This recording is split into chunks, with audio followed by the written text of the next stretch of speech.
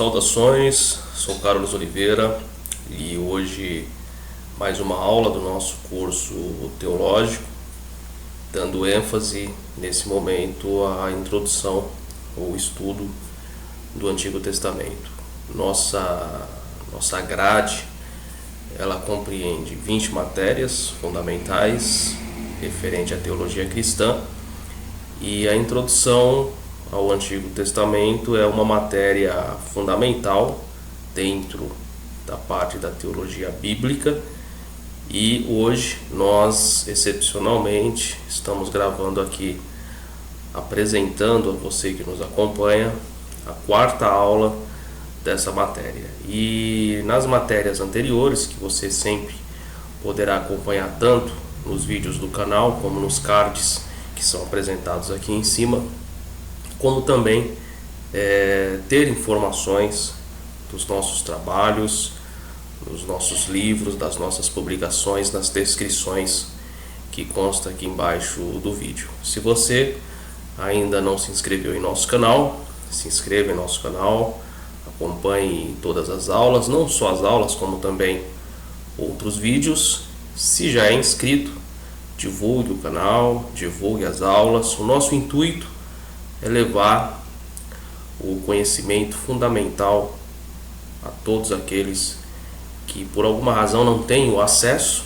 ou têm acesso e usa os nossos cursos, os nossos vídeos como um complemento daquilo que já foi estudado, que já foi visto, tanto na igreja como também no seminário, na universidade, no curso teológico que você faz. O importante é a gente sempre agregar conhecimento e valores a todas as pessoas que assim desejam. E além do nosso curso teológico, nós também, em parceria com a editora Educação Cristã, fornecemos a possibilidade a todo aquele que escreveu um projeto, que deseja se formar um escritor, publicar um livro e não tem ideia de como fazer isso, de como iniciar esse processo, entre em contato conosco também, para que a gente possa administrar essa parte, para que a gente possa dar mentoria nessa parte. No canal nós temos um vídeo, eu vou deixar na descrição também aqui nos cards, nós temos um vídeo apresentando um tutorial, claro, um tutorial resumido, evidente, de como que se dá o processo de publicação de um livro. Então você que deseja escrever seu livro, se já tem escrito mas não publicado, entre em contato conosco também, para que a gente possa de algum modo auxiliar nesse projeto. Bom, vamos dar continuidade à nossa matéria, né, de Antigo Testamento, e essa é a quarta aula, como eu apresentei no início. Nós já passamos todo um processo desde a primeira aula, lá com o início, com Abrão, com os patriarcas, depois com Moisés, o Êxodo, os juízes, depois dos juízes os reis, né, do Israel unificado, e consequentemente os reis no Israel dividido, depois a invasão dos assírios no reino do norte, dos babilônios no reino do sul, e consequentemente o período onde os persas vencem os babilônios e restabelecem novamente a nação de Israel, a sua capital, Jerusalém. E é justamente nesse vídeo que nós vamos apresentar um pouco dessa particularidade, desse processo. E então, por isso eu digo que é fundamental que, se você não assistiu, assista às aulas anteriores. Você pode continuar assistindo essa aula, mas depois, quando você ter uma oportunidade, volte nas aulas anteriores para que você acompanhe esse cronograma de forma organizada, para que você evidentemente tenha uma ideia mais firmada referente à introdução do Antigo Testamento. E hoje, nós, dando essa continuidade, nós vamos apresentar aqui o período onde Jerusalém é restabelecida, como você pode ver em nosso slide. Mas em todos os vídeos, como já é costume, eu sempre apresento literatura para que essas literaturas possam lhe auxiliar. E eu recomendo que você que me assiste compre, adquira pelo menos uma dessas obras e tenha na sua biblioteca. Você que está iniciando, que está começando nisso e quer um dia ter uma grande biblioteca, inicie logo esse processo, porque é fundamental. A leitura, ela é fundamental para o conhecimento, não só da questão da teologia que nós estamos dizendo aqui, mas de maneira geral. Eu tenho livros de diversos temas, de diversas ciências, e sempre gasto bastante com livro, e isso é fundamental. Isso tem me auxiliado muito e com certeza vai auxiliar você também. E eu quero recomendar aqui para vocês dentro da matéria, tá? Todos os livros que eu recomendo são livros de acordo com a matéria. Hermenêutica, eu recomendei livros de hermenêutica. Homilética, eu recomendei livros de homilética. Exegese também. E Antigo Testamento aqui, a recomendação evidentemente são livros que abarcam conhecimentos referente ao Antigo Testamento. E eu tenho aqui, eu separei na minha biblioteca, né, alguns livros. Eu estou com 3 obras aqui, obras ótimas, e eu quero recomendar para vocês. Eu tenho aqui o livro do meu amigo, professor Fábio Sabino, da Academia Cristã, Manual de Exegese do Antigo Testamento, uma crítica em Ezequiel capítulo 28. Fábio Sabino, ele tem um canal no YouTube e é um dos maiores, para mim, um dos maiores exegetas que esse país tem, conhece demais, fora a sua excepcional humildade. Se esse vídeo chegar até ele, eu quero mandar um abraço para ele, porque é uma pessoa muito racional, acima de tudo racional, sempre acadêmica, e que é fundamental. Então, é um livro que eu recomendo, Manual de Exegese do Antigo Testamento, do professor Fábio Sabino. Procure pela internet, você consegue entrar em contato tanto com o professor Fábio Sabino, como também a possibilidade de adquirir essa obra, Manual de Exegese do Antigo Testamento. Outro livro, esse aqui é um livro histórico.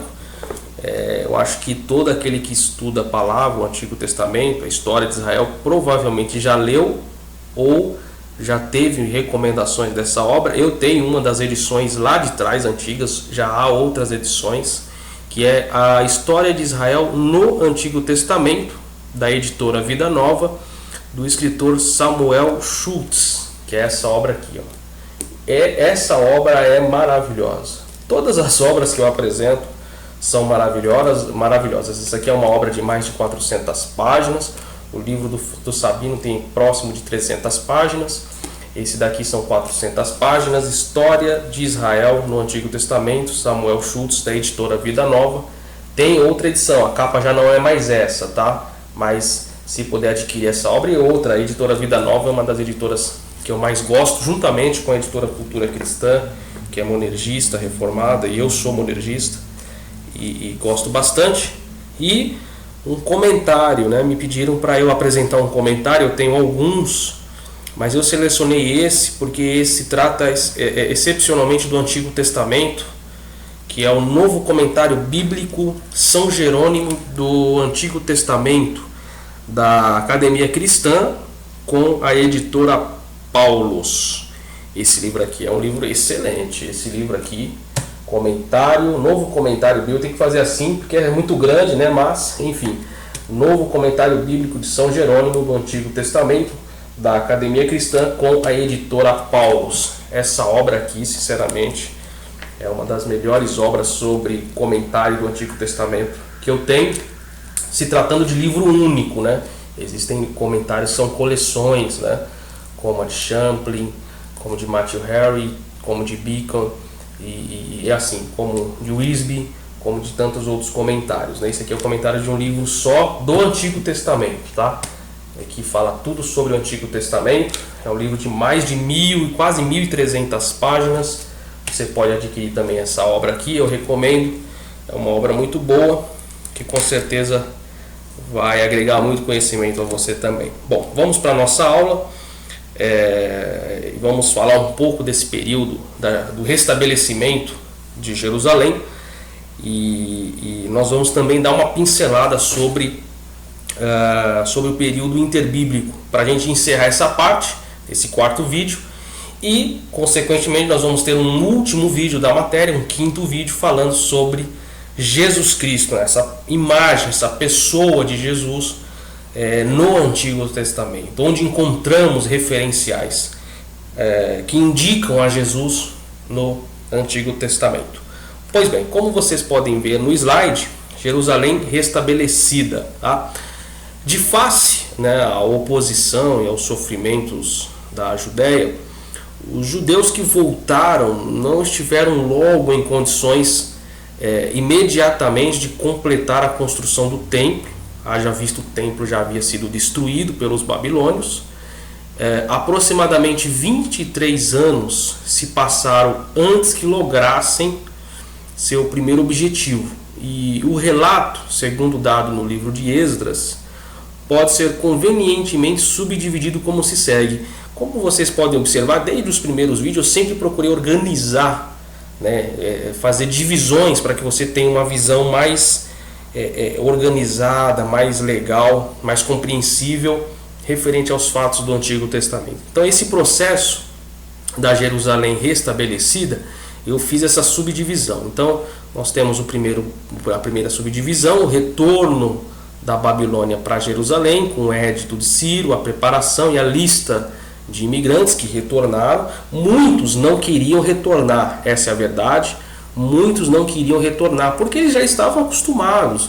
E o povo hebreu, o povo judeu, ele era um povo que se adaptava muito fácil com as culturas vizinhas, com os povos vizinhos, E isso atrapalhou muito esse processo de restabelecimento, embora sim alguns queriam retornar, e principalmente a questão do culto judaico, mas muitos não queriam retornar porque já estavam bem nas cidades que viviam, já estavam prósperos, já conseguiram muitas coisas, porque foi um período muito longo de mais um pouco de 70 anos distante da sua terra, e isso trouxe, foi praticamente uma geração, e isso trouxe aos habitantes estabilidade. E em função dessa estabilidade, muitos judeus não queriam retornar para Jerusalém. Nem todos queriam, Alguns mais contemplativos com relação àquela imagem do templo, da nacionalidade, da religiosidade, alguns desses sim queriam voltar, mas grande parte não queria voltar. Essa é a realidade. Grande parte já estava acostumada com os hábitos e costumes dos povos da qual eles faziam parte naquele processo, naquele momento, tá? O estabelecimento em Jerusalém com a segunda parte, com a ereção do altar, o culto é instituído, ou seja, é erigido o altar e consequentemente o culto é instituído. A observação das festas do tabernáculo, tá? A colocação dos fundamentos do templo, a terminação, o término da construção e evidentemente a oposição em tempos posteriores. Houve oposição também, tá? Lembrando que enquanto tanto Esdras como Neemias falam disso, enquanto eles trabalhavam com uma mão construindo o templo ou tentando reerguer a cidade, a outra mão estava com a espada preparando-se para qualquer tipo de confrontamento que poderia ocorrer naquele momento, naquela situação de restabelecimento da nação. Terceira parte, o novo templo. Consequentemente, os líderes entram em ação, o chamamento a Dário, o decreto real, o templo completado, o templo dedicado e a instituição das festas. Lembrando que esse templo não tem nada a ver com o templo de Salomão, que outrora havia sido completamente destruído. E essa questão do templo, ela entristeceu muitos judeus, principalmente aqueles que tiveram a oportunidade de ver o primeiro templo de Salomão, de ter tido um vislumbre da suntuosidade daquele templo, e depois tendo, por mais que era um templo, mas tendo uma visão não aproximada daquilo que era uma realidade para eles no passado, muitos se entristeceram, evidentemente, porque não era a mesma coisa, não era a mesma estrutura, não era a mesma suntuosidade, não era a mesma beleza. Mas o importante para aqueles que estavam erigindo o templo não era uma questão estética, mas sim uma questão de culto ao Deus de Israel. Ou seja, mesmo assim, muitos judeus ainda estavam olhando mais para as pedras, para as coisas materiais, mesmo depois de tanto tempo como cativo, ao invés das coisas espirituais, ao invés da oportunidade de, em sua nação, voltar a prestar culto ao seu Deus. Isso é muito complicado, né? Seguindo aqui, Esdras foi o grande reformador, aquele que trouxe uma sustentação de oportunidade para os povos que estavam regressando. 58 anos se passaram em silêncio entre Esdras 6 e Esdras 7. Conhece-se muito pouco a respeito dos acontecimentos em Jerusalém desde a dedicação do templo, e aqui está a data, em 515 a.C., até o retorno de Esdras em 457 a.C., no ano 7º de Artaxerxes, rei da Pérsia. Um breve informe das atividades de Esdras em Jerusalém e no retorno dos exilados sob sua liderança se dá em Esdras no capítulo 7, nos versículos que se seguem. E, como eu já havia falado anteriormente, para uma análise desta passagem eu coloquei esses subtópicos, né?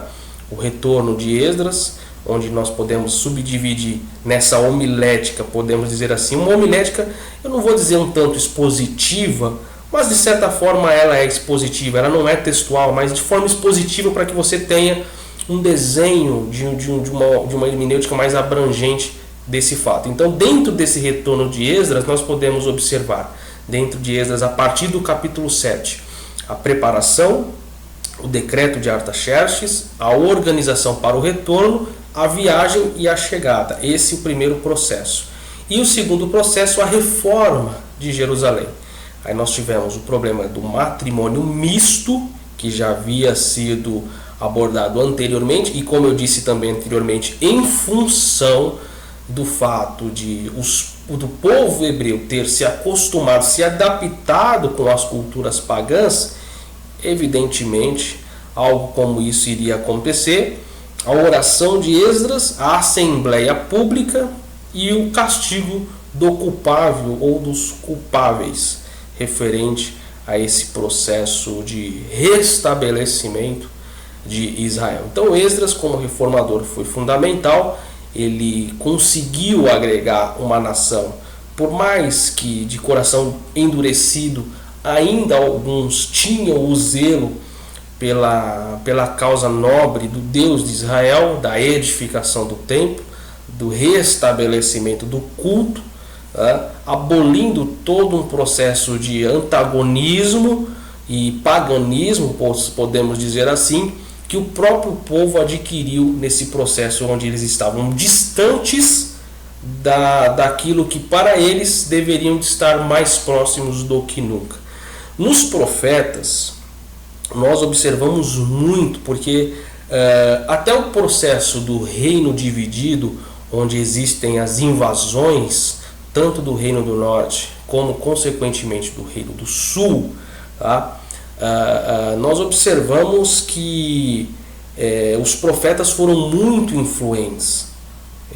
Tanto é que os profetas sempre alertaram o povo referente a voltarem-se para o Senhor, a considerarem o fato de que Deus estava pronto para os receber novamente, de que Deus estava pronto para restabelecê-los novamente. Porém o povo não queria saber. É complicado lidar isso em todas as esferas quando uma massa de gente não quer seguir aquilo que é o mais correto ou que é melhor, né? E isso aconteceu com o povo hebreu desde a sua constituição lá atrás com Moisés, quando eles saem do Egito e passam a reclamar até mesmo por coisas insignificantes, em consonância a tudo aquilo que o grande Deus de Israel estava concedendo para eles. Então, é um processo bem complicado, é um processo onde é difícil lidar, né, com esse tipo de povo, com esse tipo de pessoa, onde as pessoas, ao invés de se juntar para se unir, acabam se distanciando mais. E o que é pior, se distanciando do seu Deus. Tá certo? Isso que é bem complicado. Nós observamos, principalmente quando Senaqueribe, tá, ele tenta conquistar o povo, e ali nós observamos que houve, né, uma união, porque aos olhos humanos é impossível a nação vencer o exército de Senaqueribe, né? Como diz o registro bíblico, que o anjo do Senhor veio no decorrer de uma noite e matou 185 mil soldados de Senaqueribe. Mas o povo se uniu unanimemente para essa busca da solução em Deus. E quando nós fazemos isso em todas as esferas, nós temos a certeza de que Deus está conosco. Não numa situação de positivismo, não uma questão de fé em si. A nossa fé está pautada em Jesus Cristo e não no que Jesus Cristo tem ou não tem que fazer a nosso favor. A minha fé é em Jesus, a minha fé é em Deus e não naquilo que Ele pode ou não pode dar para mim. Não é positivismo, não é confissão positiva, vai dar certo, vai acontecer, eu tenho fé. Isso não tem nada a ver com Cristo, isso não tem nada a ver com a religião cristã, isso não tem nada a ver com o que a palavra ensina. Não é esse tipo de fé, mas sim de uma certeza de que, independente de qualquer coisa, eu, mesmo não sendo merecedor, a minha fé em Deus ela é capaz de me garantir vitória, independente de qualquer questão.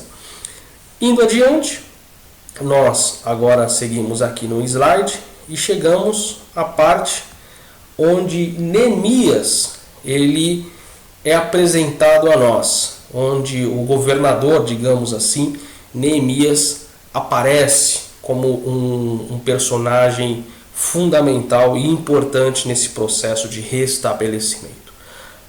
Como no slide nos apresenta, a historicidade de Neemias não tem sido nunca colocada em dúvida por nenhum erudito competente, emergindo como uma das figuras mais destacadas na era do pós-exílio ou pós-exílica. Ou seja, ele tinha uma proeminência muito grande, uma importância muito grande nesse processo de período pós-exílico.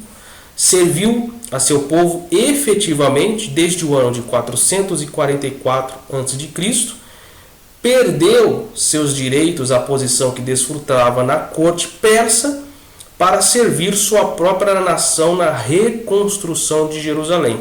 Aquilo que eu disse, muitos não queriam retornar, mas outros sim. E Neemias é um desses que queria retornar, que ansiava pelo retorno à sua nação, pela prestação de culto ao seu Deus. E ele negligenciou direitos que tinha e posições que tinha na corte persa para retornar à nação no objetivo de reconstruir Jerusalém. Isso é um fato nobre. Ele tinha uma posição de destaque, mas mais importante que a posição de destaque que ele tinha na comunidade persa, ele preferiu largar tudo isso, abrir mão de tudo isso, já que teve uma oportunidade de voltar, ele voltou. Ou seja, se eu tenho uma oportunidade de fazer o que é melhor para mim, na minha nação, para aquilo que eu creio, nada daquilo que eu construí aqui é mais importante. Então eu deixo tudo isso e volto para a minha nação e vou trabalhar na reconstrução do templo, na reconstrução do culto, na reconstrução de uma sociedade, de uma nação, digamos assim, de um ressurgimento de uma potência que foi a nação. É claro que ela não voltou como nos tempos triunfantes de Davi, mas era uma oportunidade de reparação do seu povo. Então Neemias ele preferiu abrir mão da sua posição no governo persa, na administração persa, na cultura persa, para retornar ao país, para retornar à sua nação. Sua desvantagem física como eunuco se converteu num mérito em seu devotado serviço e distinguida liderança durante os anos que foi um ativo governador no estado judeu. Esdras tinha estado em Jerusalém 13 anos quando chegou Neemias, ou seja, são bem contemporâneos, aproximadamente falando. Enquanto que o primeiro era um escriba instruído, um mestre, o último demonstrou uma forte e agressiva capacidade de condução política nos assuntos públicos. Até aí, lembra de aulas anteriores que eu falei que Deus não escolhe pessoas aleatoriamente? Deus sempre tem as pessoas certas para as funções certas. E nesse período de reconstrução, haviam duas grandes necessidades fundamentais. Uma necessidade religiosa da questão da prestação de culto, e Deus enxergou em Esdras essa pessoa indicada para isso. Também havia uma necessidade, digamos, nacionalista, política ou social, e que Deus enxergou em Neemias a pessoa ideal para isso. Deus sempre coloca as pessoas certas no lugar certo. Quando uma determinada pessoa está no lugar que não é correto, tenha certeza que não foi Deus que colocou essa pessoa. E você que está me assistindo e que fala, não, mas Deus coloca tudo, Deus resolve tudo, Deus que escolhe, Deus que separa para o ministério, isso é conversa fiada, né? Deus separa para o ministério. E quando Deus separa para o ministério, esse ministério é produtivo, é evidente. Não é produtivo porque a igreja tem dinheiro. Porque se tem dinheiro fica fácil resolver, não é verdade? Mas é produtivo porque há uma intensidade, há um chamado para aquilo. Tá? Diferentemente de quando é o homem que coloca.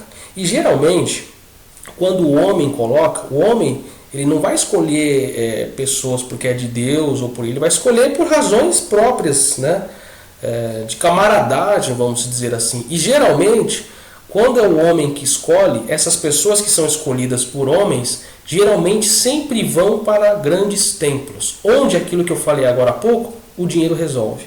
Quando o dinheiro resolve, fica fácil. Sinceramente, qualquer um que se colocar resolve. Qualquer um, no sentido que eu digo, administrativo e não espiritual. Porque administrativo resolve, mas espiritualmente não. Então isso é muito sério. Deus, quando escolhe, ele escolhe as pessoas certas. O homem, quando escolhe, muitas vezes, ou na maioria das vezes, escolhe as pessoas erradas. Ou por conveniência, ou por camaradagem, ou por confiança. Ou, podemos dizer, por uma extensão. Eu sou o líder de uma comunidade cristã, há uma outra comunidade cristã de grande porte, eu não posso colocar qualquer uma pessoa lá, eu tenho que colocar uma pessoa que fala a mesma linguagem que eu, vou lá e coloco aquilo que eu achar que é certo, porque é uma extensão de mim, não uma extensão de Deus. Isso é muito complicado e isso existe muito na igreja institucionalizada, infelizmente. Não é à toa que nossa igreja brasileira está, como diz o nosso grande mestre e professor Hernandes Dias Lopes, que os pastores de nosso Brasil são cada vez piores. Uma nação onde 50% dos líderes nunca leram a Bíblia. Não estou falando de membros, eu estou falando de líderes. Nunca leram a Bíblia. Como que uma nação dessa pode ser uma referência cristã para o mundo? Impossível. Então, voltando aqui ao nosso slide, tá? O êxito da reconstrução das muralhas, a despeito da posição do inimigo, proporcionou seguridade para os exilados que retornaram de tal forma que podiam dedicar-se por si mesmos, sob a chefia de Esdras, às responsabilidades religiosas que estavam prescritas pela lei. Desta forma, o governo de Neemias procurou as mais favoráveis condições para os engrandecidos ministério de Esdras. E como de costume aqui uma subdivisão, uma homilética mais, digamos, expositiva dos principais pontos do livro de Neemias. Então nós percebemos que ele é comissionado por Artaxerxes, informe de Jerusalém, a oração de Neemias e o favor do rei.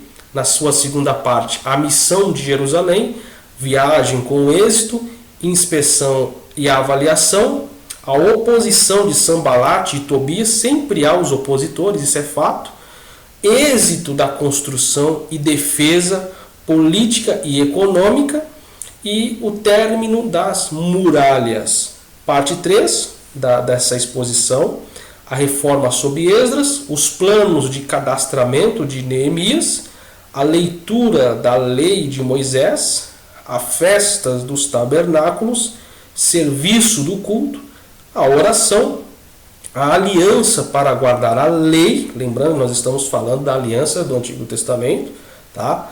E o quarto tópico, o programa de política de Neemias, registro do Estado judaico, dedicação da muralha, indicações do templo e, novamente, a leitura da lei.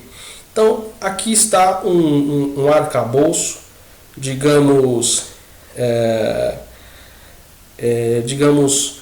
importante desse processo, né, de Neemias e dessa reconstrução, né, do templo, desse processo onde o templo ele é reconstruído, onde a nação ela é restituída e que é muito importante. Passados os tempos, nós temos aí depois, antes de se encerrar esse Antigo Testamento, de entrar no Novo Testamento, nós temos também conhecido aquele período de silêncio, o período interbíblico ou período intertestamentário, né? É um momento histórico que compreende um espaço de tempo entre o Antigo e o Novo Testamento, tá? Então, para que a gente possa fazer aqui uma análise breve desse período, né? Na narrativa bíblica, passaram-se cerca de 400 anos entre a época de Neemias, tá? Que é o que nós estamos falando, quando o livro de Malaquias foi escrito, aliás, e o nascimento de Cristo, entre aproximadamente 433 a 5 antes de Cristo, vamos dizer, mais ou menos assim, tá? Dentro desse processo, entre 433 e 5 antes de Cristo. Esse período entre os dois testamentos também é chamado por muitos, como eu falei há pouco, o ano ou anos de silêncio. Isso porque durante esse tempo não houve nenhum registro de uma palavra profética da parte de Deus para a nação de Israel. Entretanto, muitas coisas significativas ocorreram nesse período interbíblico. Durante esse momento histórico, pode-se dizer que o mundo descrito no Novo Testamento estava em formação. Não havia ainda não seria uma mudança abrupta entre o Antigo e o Novo Testamento. Então houve essa lacuna como de que fosse um período de preparação para o advento neotestamentário. Logo, o conhecimento dos fatos ocorridos durante o período interbíblico é fundamental para um melhor entendimento do contexto histórico do próprio Novo Testamento, tá? Então, para a gente fazer uma análise do período interbíblico de Malaquias a Cristo, né? Recuando um pouco do que a gente já falou, até o ano de 538 a.C., temos esse início do período persa. Nós falamos em aula anterior referente aos governantes e ao período persa, que esse período persa durou aproximadamente até 330 a.C. Os persas conquistaram os babilônicos, que por sua vez já haviam conquistado Jerusalém em 568 a.C. Isso acabou resultando no domínio da Pérsia sobre os judeus por aproximadamente 200 anos. Veja só quanto tempo. É por isso que eu falei anteriormente sobre esse costume de Israel referente às coisas pagãs, porque é muito tempo distante da sua nação, do seu costume, da sua cultura, tá? E isso deve ser muito observado.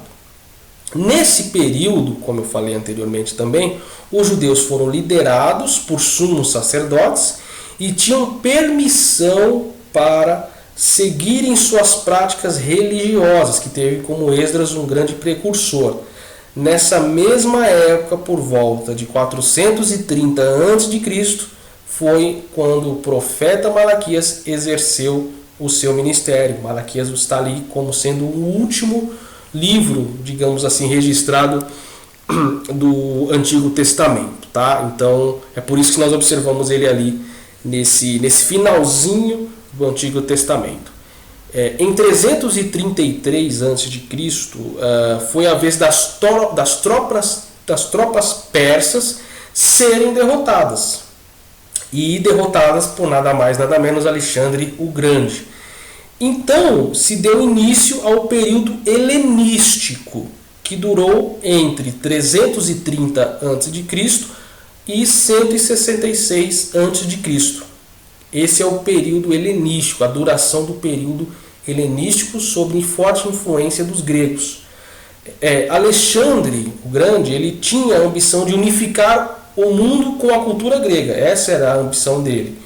Em 323 a.C., você que me assiste, eu falo muito em datas e não se surpreenda, porque é fundamental, é bom você ter essas informações de datas, então você anota, porque algumas dessas informações, o que eu estou dizendo para você mesmo não está aqui no slide, são informações complementares, então vai anotando referente a essas datas, faz aí sua exposição, seu livro, é fundamental, é ótimo para que você também depois estude esses fatos novamente, tá?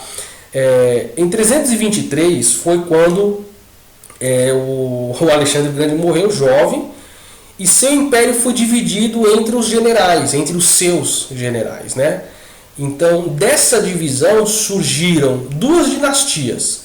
Surgiu a dinastia Ptolomaica, que foi no Egito, e a Seleucida, que surgiu na Síria e na Macedônia. Então, nós temos a dinastia Ptolomaica no Egito, que surgiu com a morte de Alexandre o Grande. Então, nós tivemos a dinastia Ptolomaica no Egito, e a Seleucida, que ficou na Síria e Macedônia.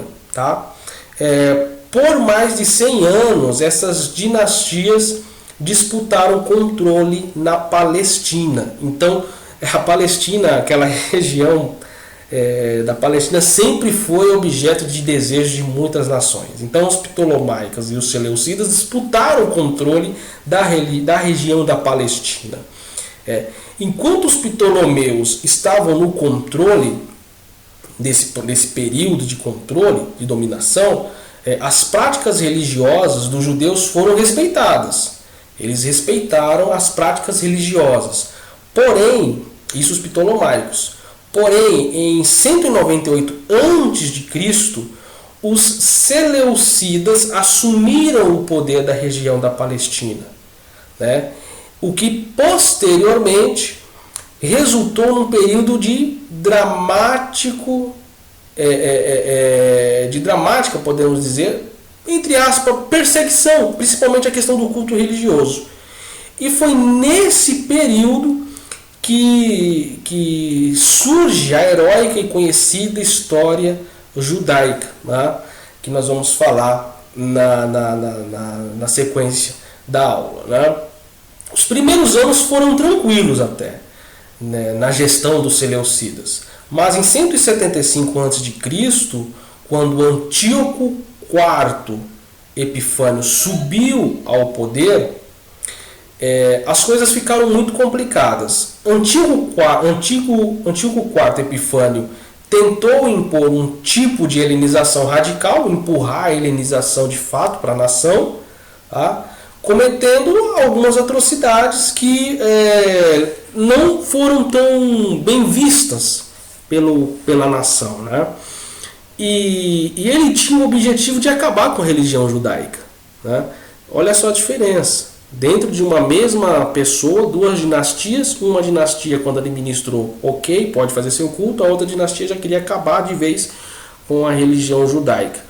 E entre algumas coisas que Antíoco IV Epifânio fez, que eu posso destacar para você, e você pode anotar, ele proibiu elementos fundamentais dos costumes judaicos, tentou destruir todas as cópias da Torá, o que no caso seria o Pentateuco, exigiu que o deus grego Zeus fosse cultuado, uma substituição de figura entre o deus de Israel e o deus mitológico grego Zeus, e sacrificou, um ato completamente complicadíssimo. Ele sacrificou dentro do próprio templo de Jerusalém um porco, ou porcos, podemos dizer assim.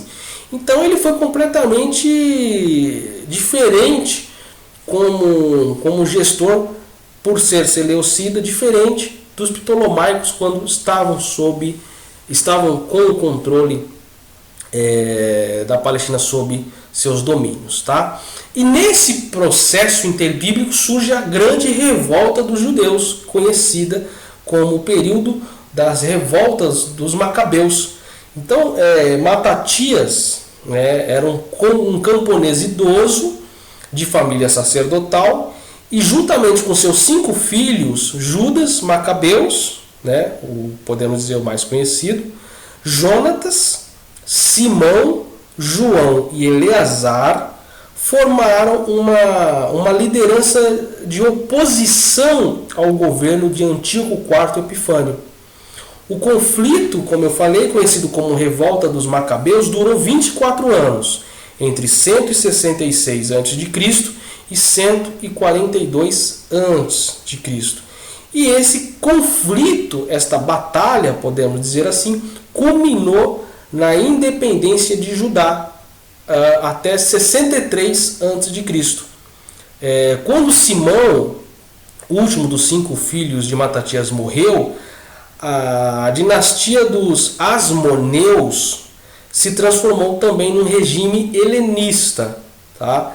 Comparado, né, no caso, ao que foi imposto pelos Seleucidas. Entre 103 e 73 a.C., nós observamos que Alessandro Janeu chegou até mesmo a perseguir os fariseus nesse período de helenização, né? E finalmente, em 63 a.C., a dinastia dos Asmoneus chegou ao fim numa intervenção romana na disputa entre Aristóbulo II e Hircano II, filhos de Janeu. Então houve essa culminação dessa dinastia dos Asmoneus quando esses 2 personagens interviram, né? E a dominação romana se iniciou de forma muito traumática para os judeus. O general Pompeu, que conquistou o Oriente para Roma, tomou Jerusalém e acabou massacrando os sacerdotes, profanando o lugar santíssimo, após ter sitiado a área do templo por cerca de 30 meses. Então, um período, como vocês podem observar, quanta coisa tem com relação à história, podemos dizer, pode não ter uma relevância profética, mas histórica, o período interbíblico é cheio de história e é fundamental. Eu tenho obras do período interbíblico, um outro vídeo eu recomendo. É fundamental você estudar esse período interbíblico, é fundamental a título de conhecer a história, tá? E nesse processo também teve uma grande importância do processo da literatura em si, né, da literatura desse processo de período interbíblico, né? Embora esse período interbíblico tenha sido marcado por conflitos, turbulência, guerras e tudo mais, muito material literário foi produzido pelos judeus nesse período, né, durante esses anos. Desde documentos, textos históricos até obras apocalípticas. Certamente eu poderia aqui mencionar 3 principais obras que foram de grande relevância nesse período, e uma a gente conhece muito, na verdade a gente conhece todas as 3. Então nesse período, em termos de literatura, anotem, nesse período foram elaboradas obras a Septuaginta, os apócrifos e os próprios manuscritos do Mar Morto. Nesse período foram escritos. Septuaginta, como os irmãos, alguns que nos assistem conhecem, é a versão grega do Antigo Testamento, né, que é conhecida a Septuaginta pelo algarismo romano, né, o L, X e X, que é 70, embora na verdade a gente sabe que foram 72, né, estudiosos, né, então em função de 72, 70, colocaram o número redondo lá e colocaram Septuaginta.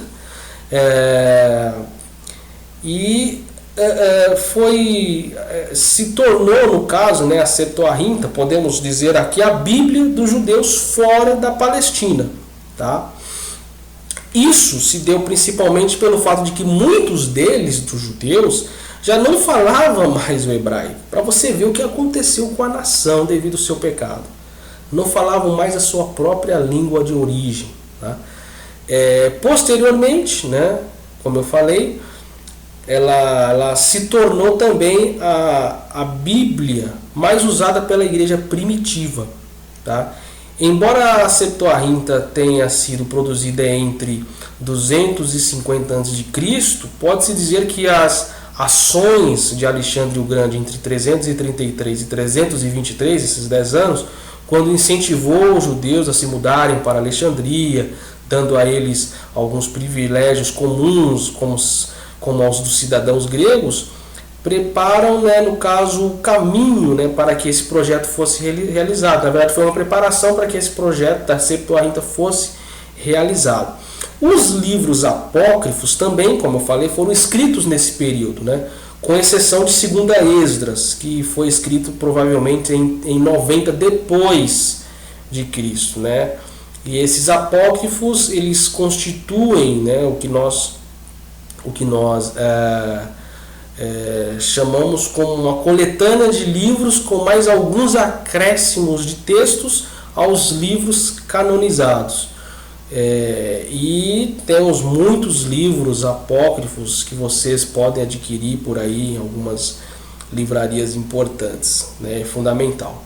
E os manuscritos do Mar Morto, que foram fragmentos que foram encontrados nas cavernas de Qumran no ano de 1947, E esse material incluía livros do Antigo Testamento, alguns apócrifos, alguns pseudepígrafos, textos escritos por autores que se faziam passar por personagens importantes da antiguidade, obras apocalípticas e alguns livros específicos das seitas, que os produziu. Então, nesse período interbíblico, nós observamos a importância do surgimento dessa literatura, a Septuaginta, os apócrifos e os manuscritos do Mar Morto.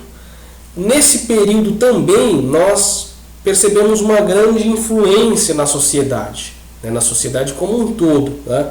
Entre o Antigo e o Novo Testamento, as grandes mudanças ocorreram em função de muitos cismas. Nós podemos observar que nesse período, entre o Antigo e o Novo Testamento, as grandes mudanças que ocorreram resultaram na sociedade judaica descrita nos tempos de Jesus. Muitas mudanças.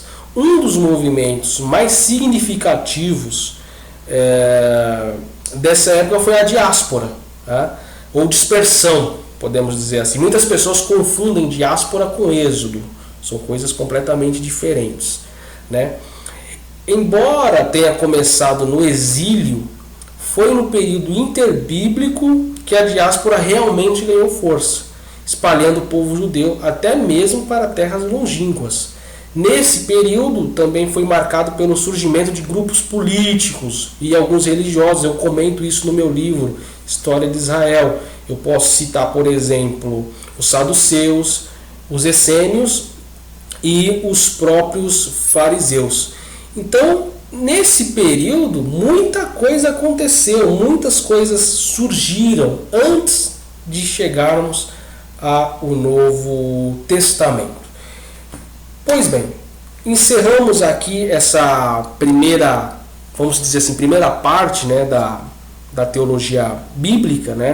Nós falaremos ainda sobre a introdução do Novo Testamento, que nós não gravamos ainda, mas talvez quando você estiver assistindo esse vídeo já vai ter sido gravadas as aulas.